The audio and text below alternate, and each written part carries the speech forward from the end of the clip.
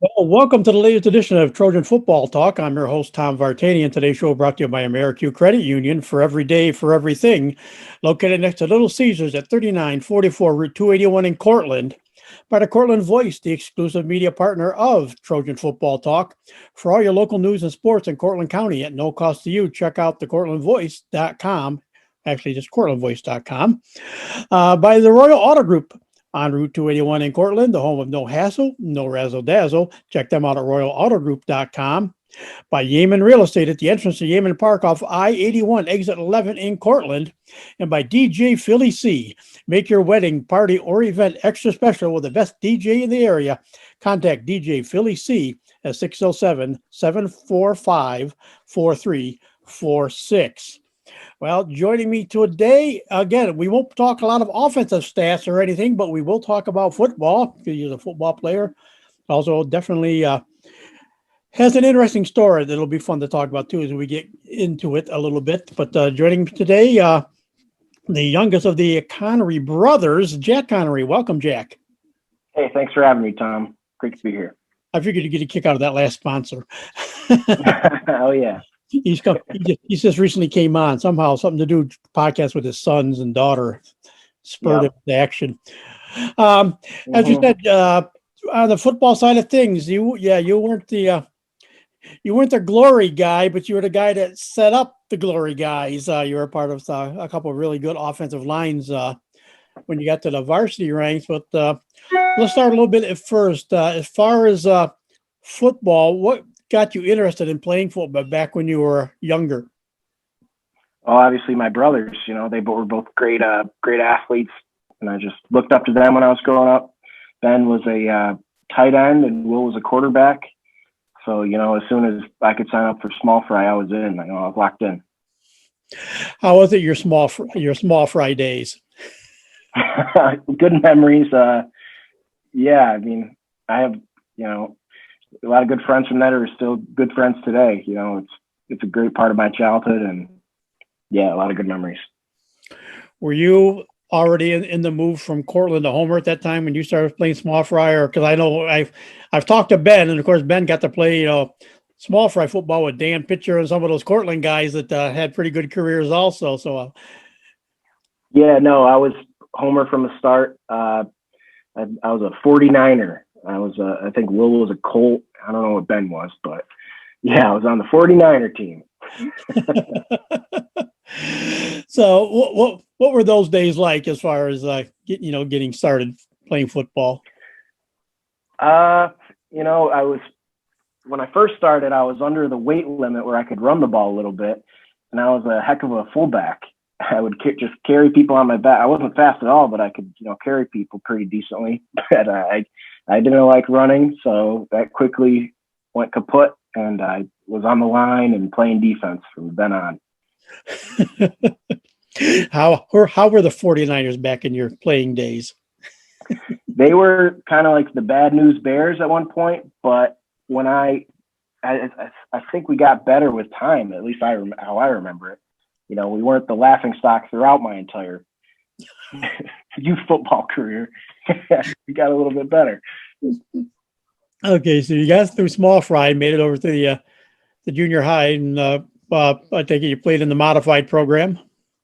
Yeah, it was Coach Frito, Coach McGrath, and Coach Nez, and yeah, that was kind of what made or break you as a football player. I remember Coach Frito.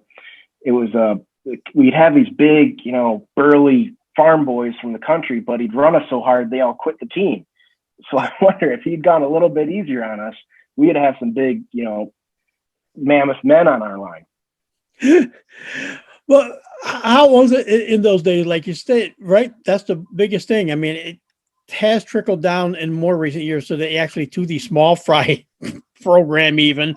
But the junior high teams, you started learning how to play Homer football, and that carried up to your JVs and varsities. But would you? I take it you were a lineman for all those years too, since you came in as a lineman from small fry.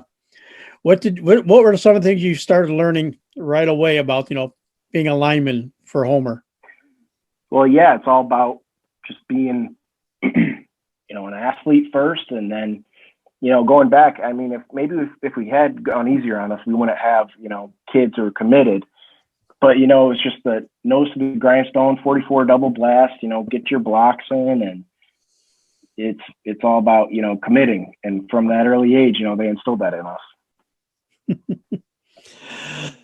So as far as, like I said, we'll go back, we'll talk about some of the guys. We'll talk a little bit about the team overall. You made your way up from the junior high ranks up to the JVs. How were your JV teams? I know we kind of picked on Ben. Ben caught one of the off JV years that went 4-3, which was very unusual for the JV teams. It was always maybe, if anything, if 2 losses was a bad season, usually it was 1 loss or undefeated. What was your JV career like? JVs was good. There's Coach Schneider, who's now I think my parents moved up by my parents, but yeah, he ran a good offense. I remember my brothers being coached by Coach Humphrey, and yeah, he did a great program back then. And I think Coach Schneider's doing a good job. I don't know if he's still doing it now, but yeah, he's doing a great job, and it's a JV dynasty. Yeah, just like the varsity staff that never changes, the JV staff doesn't change. George Snyder and Jeff Sorensen still there, and they've added Mike DeMatte's been added since you were there. He's the third real member of the team there. So no, just like the varsity, things haven't changed, and it really hasn't changed on the junior high level. Coach Ferrito's still there, and John McGrath. Well, not John anymore, or just about. Jeff just retired as far as a teacher even, but Mark Ferrito, and he was a volunteer then, but I think he's a little bit more involved every year now. One of them is Dustin Morris is a little bit more involved now, class of 2005, of course.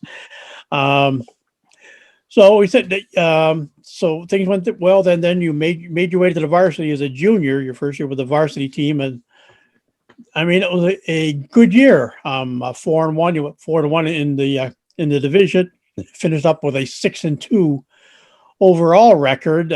Started out like everybody wanted to do at Homer. You started out at Cortland and came away with your first home court jug win, 16-6. Oh yeah, that's a great memory. The year before us, yeah, those guys, you take that game a little bit seriously. So, all my friends were rearing up for Cortland, as I'm sure they do every year. But yeah, we made a nice little run in leagues, and yeah, it was a lot of fun. And of course, the season continued. You started out, 3 straight wins and convincing wins. You had a non-league win over Lafayette, 53-8, and then opened the league season, the first home game of the year, and that was at Butts Field, was a 57-22 win over Solvay. So things were looking good. The days were rolling, scoring a lot of points, and then from there on, the games got a little tougher. Absolutely, yeah. Once you play those out of division teams, it's a lot of blue collar guys just like us, and yeah, I believe who did we lose to? Penn Yan in the section semis or something. Yeah, tough group of guys. Yeah, like the win over Solvay. Then the first loss of the season was, and this team was good. They had good players. I remember this team. I don't remember the names, but I remember the team opening loss on the road in the league was Chittenango 42-0. And I remember they had a real strong team back there in the early, 20 teens era. Mm-hmm. And you came back home, and ironically, a team that's caused many years fits for Homer in sectional play, including some of your brother's teams, and also later years Drew Cottrell's teams. You come out with a homecoming 6-0 win over Oneida in a non-league game. Another really good power from the BE side. Yeah, I don't remember much from that game, but I do remember that Chenango team very well. There was a tough bunch of guys on their defense, if I remember correctly. I think Jaden Gavidia returned a punt that game, which was fun to watch. Jaden was a lot of fun to watch over the years. Yeah, he did a few. Absolutely. Bounced back after that. Like I said, started another 3-game win streak to win over Oneida. Then you end up beating the rest of your division of foes. Beat West Hill 28-21. And then a 26-19 victory over Marcellus on a senior night to close out the regular season. So, like we said, a very good, 5-1 league mark. And then, of course, unfortunately, only the second loss of the year. And it's one of those rare years where you only played 8 games altogether, but lost in the quarterfinals to the team that was good in these early 20, the 10, 20, 10, 11, 12 season in that area. 37-20 loss to Camden in the quarterfinals of sectional play. Yeah, we always battled hard with Camden, especially. I remember I have some good memories of beating Marcellus on their senior night, because when we went in for halftime, they had we're getting ready to do whatever ceremonies they do, and as we're walking out into the locker room, they're all yelling at us, booing us, and that just got us extra fired up to come out for the second half. So when we talk about guys that were part of this team, and you talk about we'll talk about the glory guys a little bit first. You look at some of the teammates. You call it one guy at the end of his career, and then of course you picked up a couple of guys who were just getting into the careers during your playing days. And of course, the leading rusher of that year was a senior tailback. The latest of the tailback collection ran for 760 yards that year and 6 touchdowns. Mark Dove, and also another senior in the backfield there was Jimmy Durkee. And as you mentioned him earlier, as far as a punt return guy, it was only a sophomore, but Jaden Gavidio carried the ball for 229 yards, but he was also right there near the receiving end. Only had 4 catches that year. This was a Gavidia trademark. I can remember, the wide receiver, 4 catches, 166 yards, 3 touchdowns. Almost every pass he caught, right, touchdown his whole career. But but you had a lot of good guys on the team. I mean, the quarterback was Casey Clary. Jake Casey was a junior. Another sophomore on the team was Jake Hayes, but also a senior. I think he played a lot of fullback. And on the defensive side, Brandon Maxim was one of the seniors that year on your team. Also, one of your classmates was Connor Simonetta. Nick Petrie was a senior. Peyton Boyce was a senior. And of course, Casey Cleary was a senior. He was the quarterback, threw for 4 touchdowns and 500 yards that year. And so a good, just like this, some guys just, like you said, Mark at the end of his career as far as a homer player, and Jimmy Durkee, but guys like Gavidia coming up, Jake Casey and Connor Simonetta come on, had a nice senior year. And then, Eric Petrie, Chris Brown, Jake Norton. It was a good, skill group that you got to play with that year. Yeah, and they were, fun to block for and fun to watch play. There are a lot of tough guys you just mentioned. I know the guys from my grade, we looked up to the seniors that class. They were invested in it, so we were invested with them.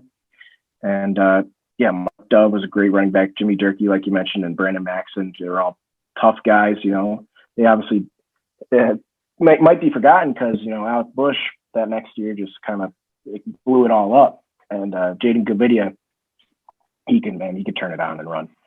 But yeah, these guys, those seniors, they were great role models for us. Well, as much as they were teammates for you, they're your brothers in the offensive line. This really was a senior laden group. Your junior year, guy on the senior side of things, Andrew Sharabin, Alex Fisher, John Sarine, Brad Sierra, Nathan Stockwin, Nate Cole, Cody Grant, Seth Ruddick, Matt Stockwin, Kyle Ritz were seniors on the team, along with Paul Suits and Nick Gordon. Those are the seniors that were kind of the guys in charge of teaching you guys, the junior class, pretty much the ropes. And when you look at the juniors that were part of that offensive line as well, like you said, this was the deep offensive line this year. Brent Bishop was one of your classmates. You had a young sophomore who turned out to have a pretty good career also. Anthony Basile was among your group, and also Tony Neal, Nick Holcomb, Sean McGrath, so they rounded up the line. So you young guys, but that's a very solid offensive line that you got to learn that first year of varsity with.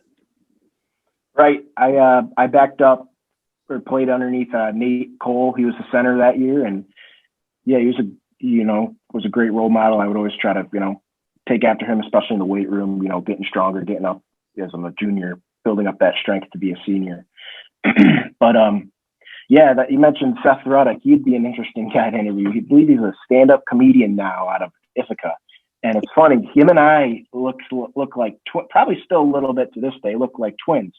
So every day in school, or, every year in school, kids come up to me and say, "Hey, Seth, how's it going?" Like, I'm not Seth, but good. How are you? Good to see you. Yeah, I wonder if we still have that resemblance. We'll have to check that out. Would that definitely be something to check out one day? But like we said, these guys, that was a solid group. And like I said, I remember Andrew Sharabin, I remember, John Sarine, Brad Sierra, a lot of these names, clicked. Paul Suits, of course, I had his two younger brothers came along in the later years and helped anchor a couple of section, one of them anchored, they helped anchor a sectional championship team and everything's along the line. What do you remember most about, that group and, what you learned and, who taught you things? Yeah, you're right. The Suitses had a great family of linemen, but yeah, like I was saying, the one I most tried to model my play after the most was Nate Cole. Just a solid center, didn't have much, like no issues, just beat the rock of the offensive line, and just be that consistent force, and everybody kind of moves around you. And of course, I'm surprised, because some teams you talk about, they have some undersized linemen, and then there was a few teams that Homer had some huge linemen, in different. But this was a very interesting balance group. You had Sarine was 221 or 211 pounds. Sarine 219. Nate, the guy you were behind was 225. Cody Grant was 200.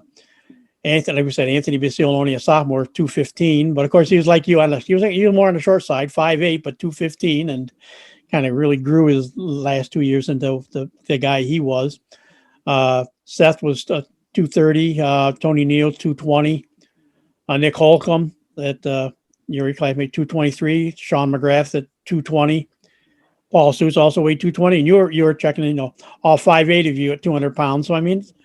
And of course, Nick Gordon was the big guy, 6'1", 350 pounds. There's always that one good sized lineman. But I mean, that's not a bad size when you can put a bunch of linemen that are into that 200-pound range. That's a trick, because a lot of times you'll get linemen that are 185 to 195, maybe 6 foot and stuff like that, but this was a solid group overall. Absolutely, yeah. There's some big boys in there, but I think what was key to our game is running the ball a lot, is having quick guards who can get around the corner and get low and still bring that power. These are big guys moving around. So if you get a quick pulling guard who's got a lot of mass to him, it's not going to look good for the other team. And who are those guys this year for you that Anthony Basile comes to mind. Brad Sierra was a good pulling guard. Yeah, I mean, these guys, I could just see it now. Just quick step out and getting low and really laying the boom on some people. Like we said, Anthony was only a sophomore. Like I say, 5'15", only a sophomore, and then of course he went on All-State for a couple of years after that, his junior, senior years, and went on. Well, not only that, but also onto a fine lacrosse career. Did you know back then, as a sophomore, what Anthony was doing, that he would become such a good lineman? I mean, not in the moment, but it makes perfect sense now. Just the way he looked at the game and the way he carried himself. It was all business. He wasn't messing around. When it was game time, it was like we're here to do a job, and so it makes perfect sense that he turned out as good as he did. And of course, they're still there. Coach P is still there. Coach Cottrell's still there. Coach Jim Whidden was there, and the line was always Coach Whidden's favorite. They were his boys, but you also had a volunteer assistant on the varsity side that at that time. I don't know if he was more back as a regular assistant yet, or if he was still like finishing off college or not. But you had another former center of the Trojans, David Pitsilic, was making his early inroads into coaching.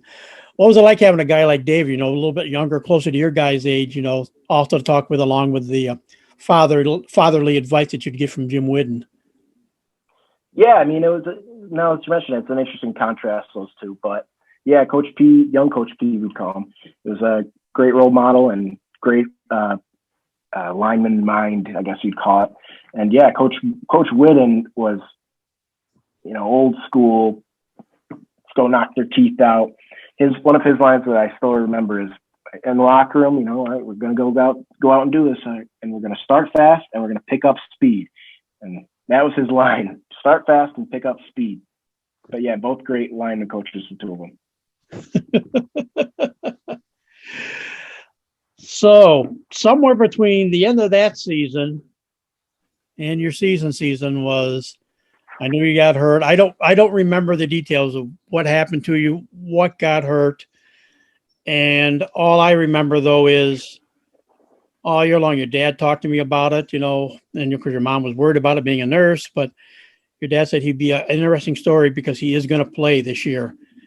And your senior year, I mean, it was a great year, like I say, great year to come along on, because it was an 8-1 season. The guys come up short against, of course, Oneida in the sectional semifinals, but got that avenged, the avenge over in the quarterfinals against Camden in that game, and of course won the home court jug game 34-6 towards the end of the season.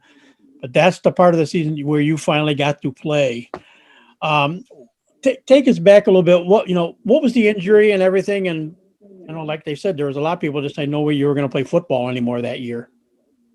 Yeah, it was a lacrosse-related injury, so I guess we could talk about that later. But so coming back to football, it was always my intent to, I've been playing football all my life, now I get to have to miss out senior year. And my surgeon told me, if you want to play, there's a risk, but there's a risk with everything. And my mom did not want to hear that. And that was the words me and my dad were exactly looking for. Like, yes, I want to play, so let him play. But going in to the season, I was rehabbing and, getting my neck strikes back. Helmets are heavy. And, taking all that time off was not ideal for an athlete like myself. But so getting into it, the season's starting, I'm getting stronger and stronger, and playoffs come around and I'm like, I got to do this. I got to make a move.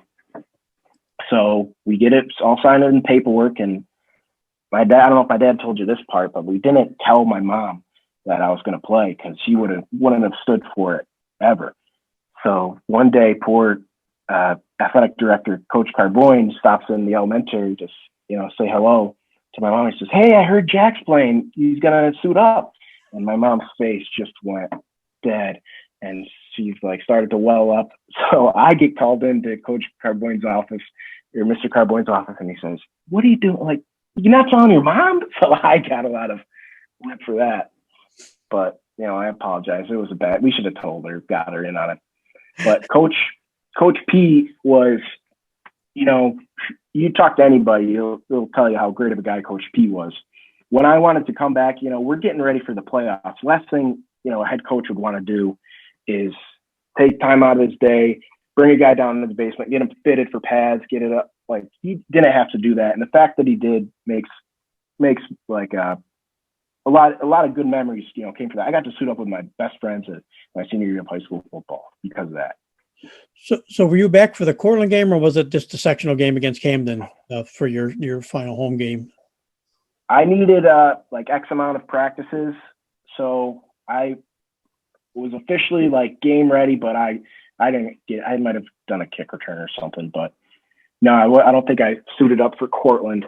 I might have been in X amount of practice days or so, however many I needed. So, but you were, of course, at that point though, you were, at least, since you knew you were coming back and getting ready to play, at least you were, of course, like you said, it was, senior night. So, it's all important to be part of senior night and everything there too anyways. And then, of course, like you said, the debut against, and that was a nice 34-6 win to close out the season. So just had, it wasn't a loss all season long. Again, just recapping, they started out with a easy win over Phoenix, 52-6. We went through these scores the other day. People may remember them from my talk with Drew Cottrell, because he made his debut as a junior quarterback on the team this year. But the win over Skinny Atlas, wins over Chittenango, then West Hill, Salve, Marcellus still, I believe, is the highest scoring game in school history, 58-45. That was just a different game that day. That one I remember Drew, I think it was Drew talked about. I think that was their homecoming game or something. And he remembers everybody getting booed going through. It was like the tunnel of fans getting ready to come up for a homecoming stuff. And he said, just fired the team up. I mean, it was a somewhat close game at halftime. And they said, that's just all we needed, a little momentum just to tick all these people off that were booing and getting on us. I'm Marcellus as we were coming off the field for halftime that day. And then right, that's what I was mentioning. It must have been that year. Yeah, that got us fired up.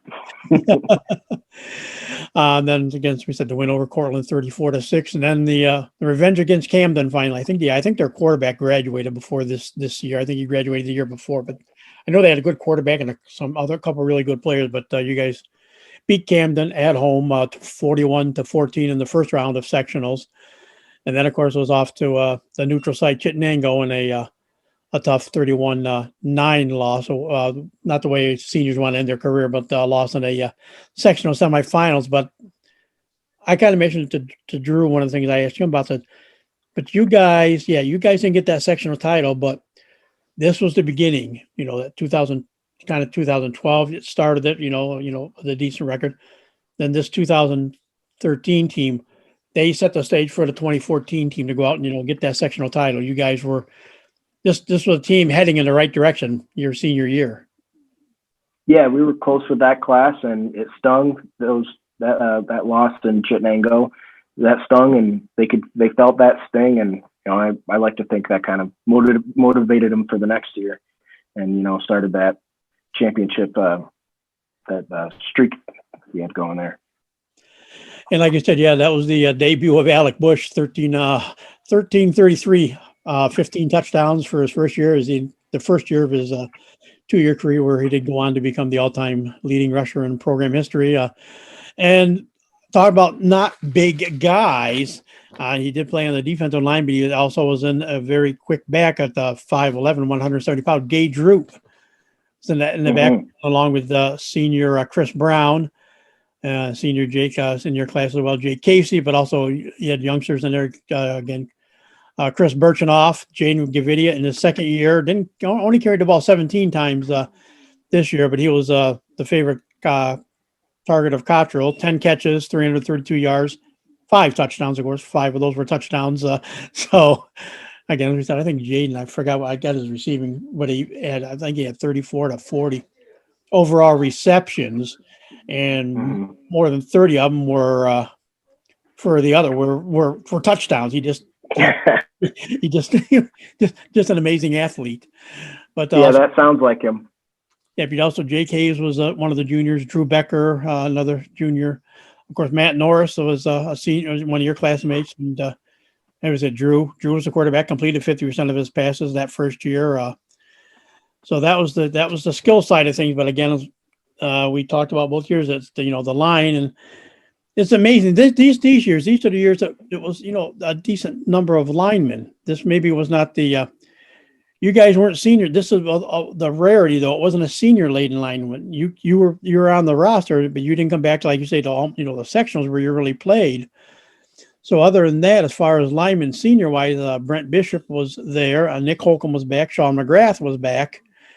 And you were the only seniors. It was a junior laden really group of offensive linemen as well. Tim Russell was a junior. Matt Suits came in the Suits in line. And of course, Anthony back for his second season of varsity play as a junior. And then you actually had a couple of sophomores as well, Lucas Miller and Zach Clark. So it's a little bit smaller numbers in line, but still, a solid group that senior year. And like I said, we weren't able to play till late in the year, but didn't mean you couldn't help be a teacher and teach some of these guys. What do I think wasn't wasn't Matt the center for a lot of time? It seemed like Matt was the center his senior year. So it seemed like I think Matt was a center for part of the time during that senior year for you. Yeah, I think all the Suits boys played center, but that team, Matt Norris was captain of the defense. He ran the show. But yeah, you were talking about Gage Root, Jaden Gavidia, and Alec Bush kind of, coming into his own and what he became. I remember Gavidia and Root battled with injury a lot during that season. And I think that's where Alec Bush kind of developed as a real bell cow of the offense, just carrying the ball and getting those numbers that he did, which I think still stand today. Yeah, because Jaden back then was still considered a running back as well as Gage. I know Gage did battle some knee issues and different things and shoulder stuff throughout his varsity career, but he played, he would be part of his Coach P would joke, he was part of our 350-pound nose guards on defense. Right. He was one and Matt Suits was the other. He was like 174, and you guys like that. They were the nose guards on defense, but combined they weighed 350 maybe between them. But Gage just a tough ball player. And I think the senior year is the year that Jaden was actually listed more as a wide receiver, and he still may have been. I have to look at the roster again and see if he was what first happened. But he really became more like of that he became that Z back position where he could play a halfback, like a halfback wing back, or he could play in the backfield. And it was just find how many ways you can get him the ball from different spots. And Alec would pop with the pounder, and then everything you could find the ways on the outside were him and Connor Simonetta had a good senior year as well, and had a good tight end back in those days. It was Millet DeAngelis was considered part of the line, and Adam Raymond was a junior wide receiver. But along with JK's, of course, and you guys debuted the best kicker for the next 3 years for Homer as well too. That senior year, Joe Christopher made the move over to play football. He didn't want to. I love the story about him. He said he wanted to play football because he wanted to kick. He was a soccer player. He wanted to kick. Didn't want to do anything else but kick, but they still, like Coach P said, we had to teach him to play at least like a little bit to play. We taught him, he was listed as a wide receiver. We kind of taught him to play defensive back a little bit, but the reality was out there, but he had to know to play other position. We wasn't just going to keep him on the team as just a kicker. Mm-hmm. Yeah, that won't fly in Coach P's system. You got to learn how to protect yourself as a football player to some extent. And as you said, as you were rehabbing, and getting, stronger every week, that can kind of lead me to the one thing I did talk to. I talked to him, especially with Andy Van Patten, because he went through it quite a bit too. And I could have talked probably with Dustin Morris about it because he went through it a lot too, the rehab thing. Of course, one of the guys that's always around there, you had probably maybe some other doctors too, but of course, one of the guys that's always around the team for all these years has been Dave Boylan as far as rehab work, but also Homer's. In your case, it's now Elise Moran, but back in your day, it was Adam, and I couldn't remember Adam's last name when I was talking earlier to some guys. But Adam Long was the trainer that came in, all the time. So, I mean, it's nice you have there are some extra people there to work with you as far as rehab work, also. Mm-hmm. Yeah, those guys did a great job. But a lot of my rehab, it's not really like a athletic injury. We're talking about like brain surgery here. So, how do you rehab that? It's just, like I said, it's building up neck strength is where you start. But yeah, those guys all did a good job.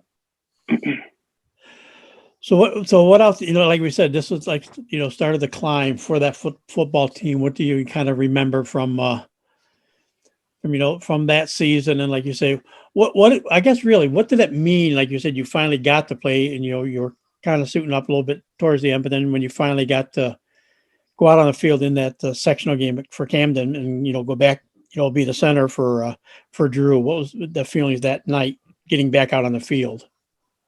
It was, not what I wanted, but at least it was something that, I could cherish and say, at least I suited up.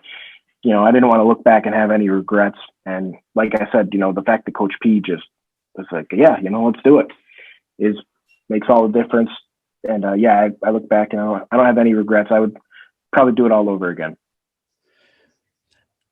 What is it that makes, like, you had the drive to do that, but what about the tradition of Homer football that that I know that part drives a lot of guys too, just the fact that it's all the tradition that the program has had over the years, all the wins, not that many sectional titles, but 5 of them now, though, at least.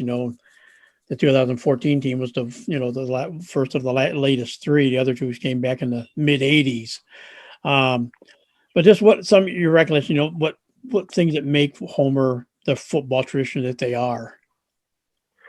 It's the coach. It starts with the coaches, what they instill in the players, that sense of tradition, the blue pride football, the way, we play the game. It's not flashy. It's not, we let these, one or two players run the entire show. It's really a team system. There's no real,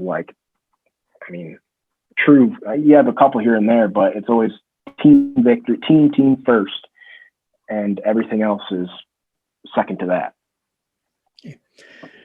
And I think, I know your mom was worried about you getting out there. I know she was worried about you finally getting out there and playing those senior games. But just like you said, with the community, the community, by then pretty much a lot of people knew what you'd gone through, and just the community. You got to play it this last couple of years. The community has been limited to just parents of the players because of COVID, but it was still you were still at a time when all the fans could come out and watch games. What was it like having those fans there, then so many knowing what you went through to have all the fans behind you that night, your final home game. Yeah, that felt great. Community is definitely another huge aspect of Homer football. It starts with blitz night in the preseason, going out and knocking on doors, selling little cards to fundraise. And I remember, growing up, every Friday night when there's a home game, we're at Matt Norris's house, getting ready, itching and walking out and walking to the game to Butts Field. And that's part of the tradition as well. It's just Homer football is like as American as apple pie. And I know the one thing Larry Brady mentioned, and I kind of mentioned it now to the guys that I've talked to since, a lot of them. Of course, we talked a lot of Larry Brady with your older brother, because your older brother, Ben, wouldn't be where he is in his business world now if it wasn't for Larry Brady kind of directed him in that direction that he ended up going. But Larry always talked about Thursday night, you'd get your jersey. Usually for Thursday nights, you get the jersey. Friday, you could wear that jersey all day in school. You get to wear it down the hall. You get to wear it downtown if you're out and about. He said there's nothing more special than putting on that football jersey for Friday. Mm-hmm. Oh yeah, they look great. They're navy blue and white. I think it's the best. I'm obviously a little bit biased, but it's got to be one of the best color coordinations out there. But yeah, it's something special about putting on that jersey and just strapping your helmet in and walking out, and lights are shining. Nothing like it. You said most of your career starting with small fry did start with Homer, other like Ben. Like I said, he started with Cortland, so that was a little different.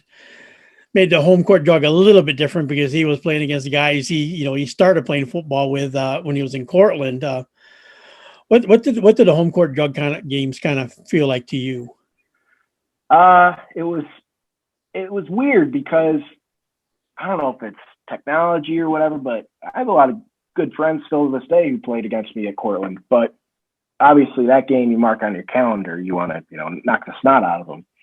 But I mean, there was never any bad blood, never any fighting going on, nothing like that. But it was definitely, the game you try to, play the best you can for. Yeah, I know that's the one thing I've asked all you guys, because in the age of social media, it's more of a Instagram, Twitter war, Facebook war than it is. The rivalry is still the rivalry, and it's like you say, it's still the game. You got it. This is the one of those games you got to win. You got to beat. You got to beat the other side. So it's as much as the rivalry. Yeah, I think because everybody does intermingle. A lot play sports together on teams, like in hockey and stuff. You had Cortland Homer players playing together, and different sports like that. So the intense rivalry part, I think, still lives on with the parents, the older parents that came up through the wars. Yeah, I wonder. I mean, I'm not a parent yet, so I can't attest to that. But yeah, I wonder if there's any deep-seated parental rivalries. So, like I said, we are going to do it. We'll get together and do a TV on the Net podcast, and we'll talk a little bit about all the rest of your career then. But we could your other sports that you were involved in, because I know lacrosse was one of your favorites as well too. But what is what does what does Jack Connery now do? We know what Ben does. We talked to him. I'm going to talk. I actually find out about your brother and sister because I'm doing them Oh, shortly wow. another weekend. So it's gonna be the Connery clan that's gonna get to hear. And Oh, yeah. probably the toughest of them all. You know, 'cause you had to deal with the three brothers. You know, maybe the toughest athlete overall, toughest of the group, and the most physical might have been Lucy. That's right. Just because she's younger than me. But yeah, we come up. Yeah, the Connerys come out of the woodwork. You know, there'll be more next week. Who knows? But yeah, right now I'm living in Syracuse. I am a civil engineer, and I just got engaged to my lovely fiance, who let me use her Zoom connection. But yeah, we're excited and we're in wedding mode. We gotta start planning.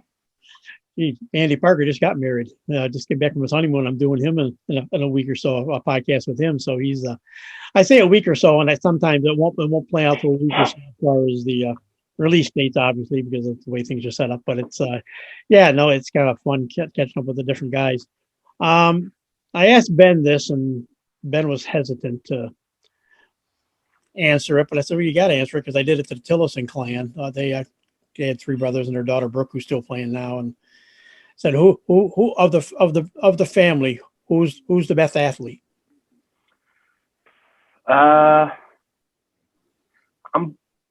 My dad will probably say he's the best athlete, but I would say my sister Lucy is probably the best athlete, bar none. Because when you look at what she did, she played soccer and I think she played every position. She moved in a goal just because they needed like a goalie.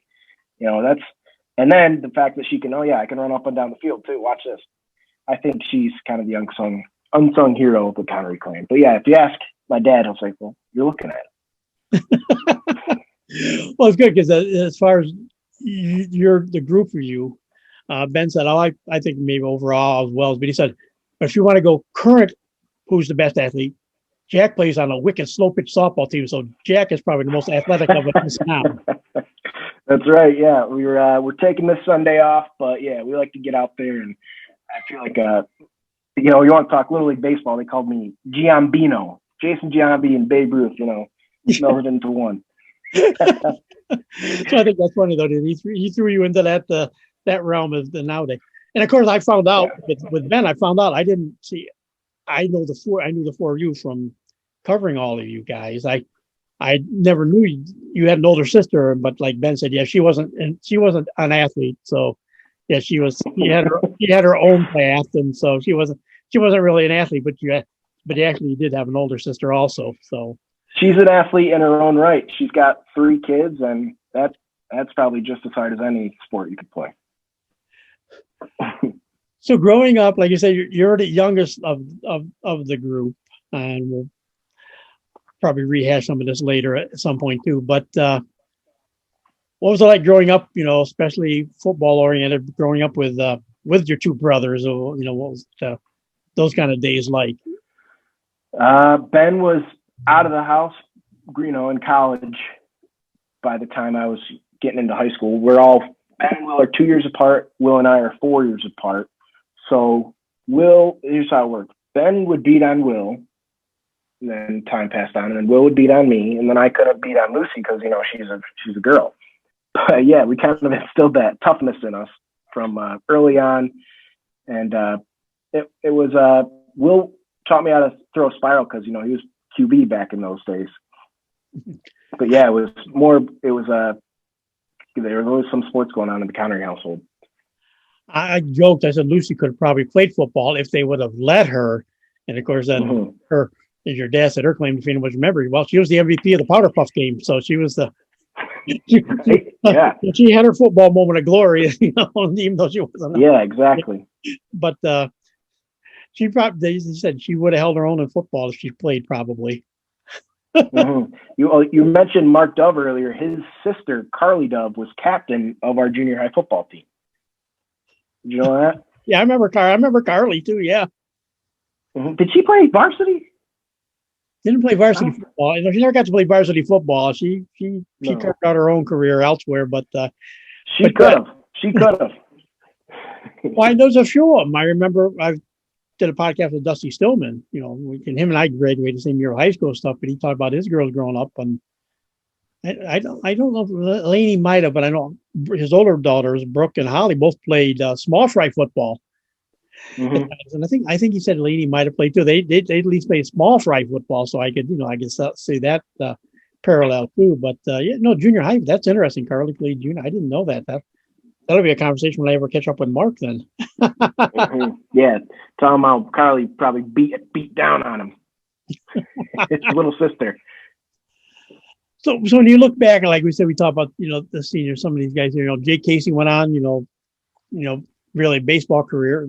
Kind of went on and played baseball. I think it was over at Cortland State and all less. And but you look at some of these guys, that you got Matt Norris, obviously, actually capped his senior career with some very good wrestling in the winter. I think it was Matt that did real well in sectionals. But Chris Brown and somebody gets, have you stayed in touch with them and kind of what they're doing now? Yeah, I talk to a lot of those guys every day. My best buds from high school, probably my best buds to this day. Yeah, they're great athletes all in between them. Yeah, Jay Casey had a great baseball career. Chris Brown was a great lacrosse player at RIT. Yeah, I talk to a lot of those guys every day. Like you said, as you're working out, you're working in civil engineer and stuff. Obviously, it'll be different. Like you said, you're planning a wedding and everything now too. You're engaged and be planning a wedding. Where do you see Jack Connery 5-10 years down the road? Well, I still got my little memorabilia Homer Trojans football helmet on my desk. That's a fact. So, I hope to stay close to home relatively. But yeah, I want to buy a house, maybe have some kids, and yeah, day by day. It's not a bad dream at all, actually. It works for a lot of people. Yeah. Yeah. Do you ever think of like you're playing something like you play slow pitch softball and slow pitch softball did my knees in, what football didn't do. Slow pitch softball did my knees in. You ever think at some point, even though you don't have kids yet, but I mean you may have kids down the road, but you don't have kids yet. Do you ever think about getting back in and maybe doing some coaching like youth football or anything? I don't know. I coached a little bit of a modified with Chris Calbro. I don't know if he's still doing the modified lacrosse there at the junior high. But yeah, I try to stay active. I didn't know, you mentioned you played a little bit, but these guys I signed up for a Sunday morning slow pitch softball, trying to be laid back, just get out, move around a little bit. And you'd think these guys are showing up to the dang Super Bowl. Like they're arguing, yelling with the umpire. I'm like, this is not what I signed up for, but I'm just trying to have fun here and, hit the ball around a little bit. But yeah, I'd like to, coach a little bit. My dad coached us all up as when we were kids. So yeah, lacrosse, football, baseball. I'd like to be involved with that. Yeah. Well, yeah, I'll say my first year of softball, the only guy older than me, I was 26. The only guy older on the team was 52. Oh gosh. Younger guy, and the 52-year-old guy can run circles around all of us. Yeah. You'll have that. You'll have that for sure. Yeah. They don't lose the spark. I mean, I played against some of the other teams. The guys were older, but yeah, my team, we were a younger team, and I was the second oldest. I was the second oldest on the team at 26. So that's a few years later, me and home plate didn't get along well. I dove into as it get, in softball it gets dug out a little bit here and there, and I dove in, and I did wear a little bit of a brace just because my knees were just sore from football, but it's just a leather brace. The time I got done rolling, as I caught my knee on the home plate, I had snapped both leather straps. They were still buckled, but I snapped the straps. That's how much I torqued my knee around, and that was that was the end of my softball career. That sounds nasty, Tom. So, and everybody said, "Oh, that's not real softball." It's fast pitch was the thing. Of course, well, in Cortland, I fly for all these years, it was fast pitch softball, which has died out totally now, unfortunately, and it is slow pitch softball. But it's yeah, like you say, there's you get some of those better teams. It's fair. It's fairly like it's war out there. Oh yeah, yeah. And I'm in the C division. These guys, those guys who play after us, man, they get after it. That's where I was. I was a C division player most of my career, and then I did play B a little bit. My last couple of years, I got on one of the a couple of my better years. I played on one of the B division teams. That was one of the better B division teams. Yeah, then you had the A teams that were out, the A division teams out there that were just they're the ones going all to the tournaments and just smoking the crap out of things. So yeah. Yep. Yeah, you think at sea it's a little more fun and calm, but sometimes it's a little more fierce than it is anywhere else. Yeah, competitors.